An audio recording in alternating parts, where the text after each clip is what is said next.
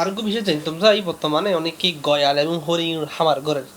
এই পশু ইন্দিরে কোরবানি হবে কিনা এর হুকুম মানে কি কারণ হইতেন আসলে হাদিসে পাকত আছে দে অনর কুরবানি করা যাইব দে অনর ওই আর ওই 6 প্রকারের পশু দিয়ে নেয় 6 প্রকারের পশু এডে মজুর আইনে দে গরুর মিল হিসেবে ফোকা হাইকরাম বুঝছেন না আসলে এনা আছে তো গরুর কথা তো এই একতাল্লাই ওট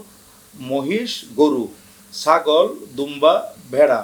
এই 6 প্রকারের পশু দিয়ে নে কোরবানি করার নাম যাইব এবং অন্য কোনো পশু দিয়ে কোরবানি করণ যাইতো না আর যদিও বা এগিন এখন বর্তমানে আর দেশত দেখতে লাগুন যে কিছু খামারি হলে হরিণ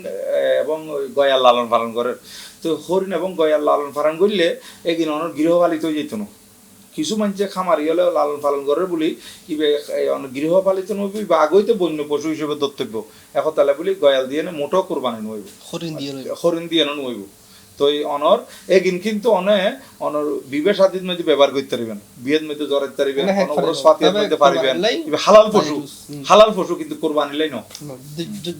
অসংখ্য ধন্যবাদ জানাই